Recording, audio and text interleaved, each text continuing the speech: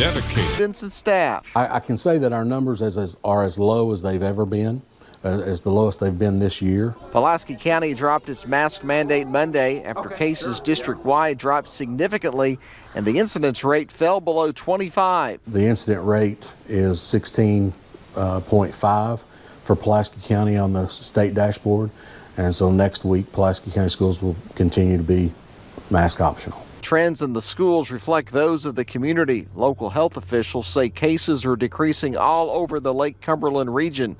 Some are still choosing to wear masks, though. Some very outspoken folks on the side of not wearing masks. And then we have had some very outspoken people as not liking that we went mask optional on Monday. Richardson says he believes most are just happy to have their kids in school. Pulaski County has not had to shift to a virtual-only format any this year. Our schools are a reflection of our society, and I think we see that same similar scenario in our society today, and that's what is reflected in our schools. Well, this trend to no longer require masks is starting to pick up some steam. Starting Monday, students in Boyle County and here at Somerset Independent will not be required to wear masks. In Pulaski County, Phil Pendleton, now back to you. Pulaski County High School has had a testing clinic, and now only about 15 to 20 a day are showing up to be tested, which is also down significantly from what they were seeing before.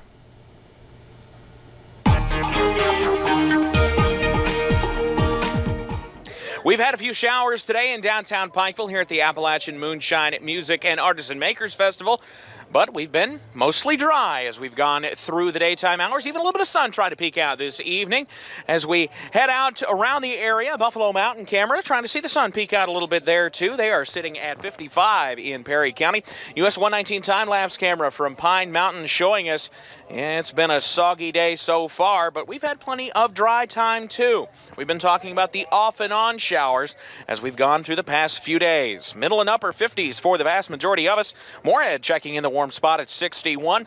We're in the low to mid 50s though as we head into the Cumberland Valley, and that is where most of our rainfall at this hour is moving through. Parts of Pulaski, Rockcastle, into Jackson counties, northern parts of Wayne County, as well as in Campbell and Claiborne counties in Tennessee, and now starting to sneak up into Bell and Harlan counties as we head into tonight. There's that zoomed in view of the Cumberland Valley you see right on top of Mount Vernon, on top of Somerset as well. Everything here moving off to the north and the east. As we head through the evening hours, we're going to be right around 50 degrees tonight for those overnight lows as we are watching more showers move up through the mountains as we head into tonight.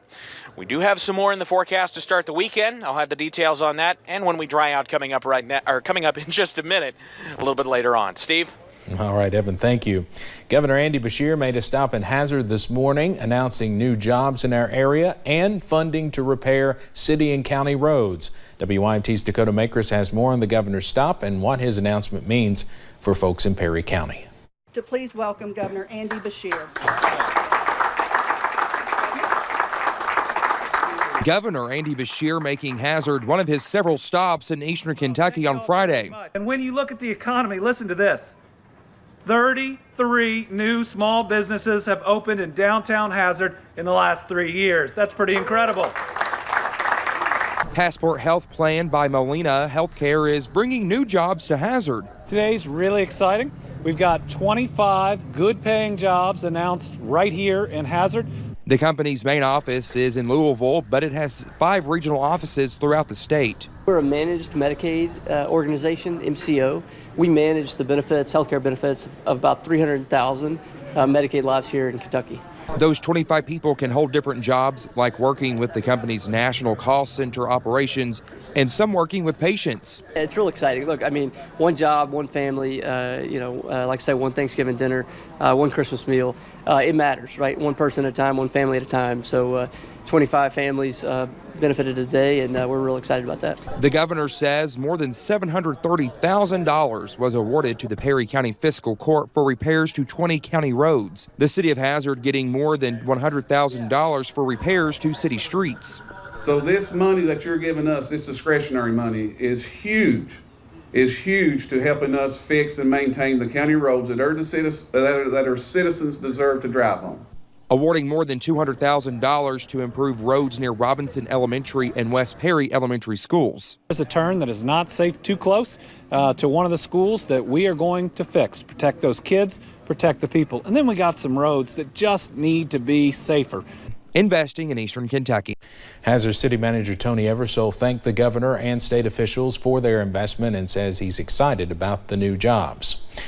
The Wild Health COVID-19 testing site previously at Baptist Health Corbin has moved to a new location now at the Whitley County Health Department. Those who stop by have the opportunity to receive a rapid COVID-19 test. Staff say the test is performed by a swab of the nose, and those test results are usually available within 1 hour. Wild Health Southeastern Kentucky Regional Lead Susie Mathis says providing this service is one way to help return to a sense of normalcy. I think the most important reason is public safety.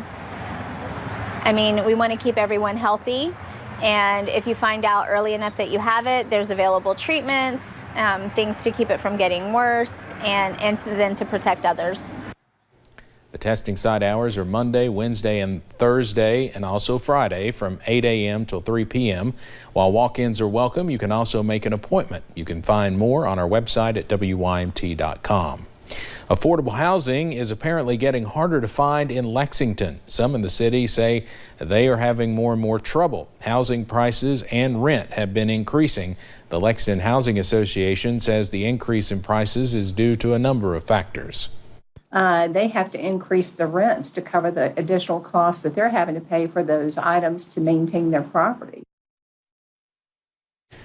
The National Low-Income Housing Coalition says 62% of renters find rent a severe burden financially. An Ohio man is being charged after suspected destructive devices were found on Ohio River tugboats. Nathaniel Blaine Becker was federally charged for possessing one or more unregistered destructive devices. Police believe the devices were dropped onto the tugboats from a bridge.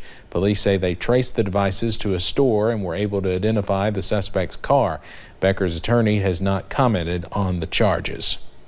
History will be made in the country music world this weekend. The Grand Ole Opry in Nashville is holding its 5,000th consecutive show on Saturday night with some of the biggest stars in the business. Garth Brooks, Trisha Yearwood, Darius Rucker, Chris Young, and Dustin Lynch will all perform. And the event will stream live on Facebook and YouTube and our Circle TV channel. The first weekly concert in this series was held in November of 1925. Toyota is expanding here in Kentucky in a big way. The company is investing more than $400 million in advanced vehicle production. That includes facility upgrades to get ready to build electric cars. They're also changing how they hire employees, no longer using a staffing service. Leaders in Georgetown say this is a good sign for the continued investment the company is making in Kentucky. Thinking about this as a 30-year-old plant and all of the constraints that might have existed 30 years ago that don't need to hold us back today, and an opportunity to make this plant so modern it can produce any vehicle. The state of Kentucky has played a part in those plans. Yesterday, the state approved an additional $22.5 million in potential tax incentives, taking it to more than $212 million for the proposed project. Most Americans have clean drinking water, but for more than 20 years, the people of Martin County have done without many modern amenities when it comes to quality H2O. WYMT's Jordan Mullins has more from Powell County, where one nonprofit is walking the walk and raising awareness about the issue.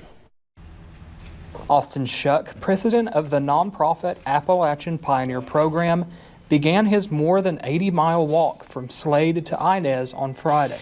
So the goal is to try to knock out 30 to 40 miles a day, and then do the same thing the next day, and then try to get that last 10 to 20 miles on Sunday.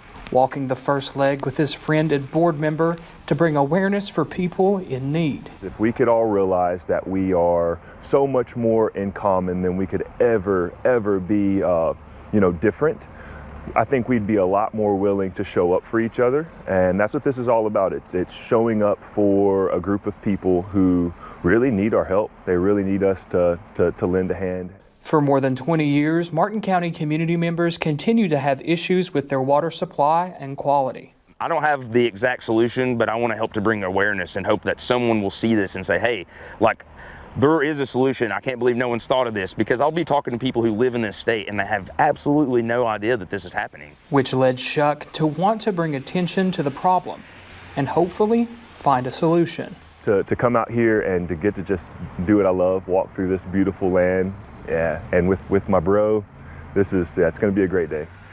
Leading the charge by walking the line. From Powell County, Jordan Mullins, WYMT Mountain News. Shuck walked from Slade to Salyersville on Friday. He'll walk from Salyersville to Paintsville on Saturday and then finish the walk walking from Paintsville to Inez. Coming up on Mountain News at 5:30, what could be some life-saving tips on World Stroke Day, how one small act can mean the difference between life and death. And we're starting to see some clouds increase as we head into the evening hours. I'll have the latest on when those showers move in for Friday Night Football coming up.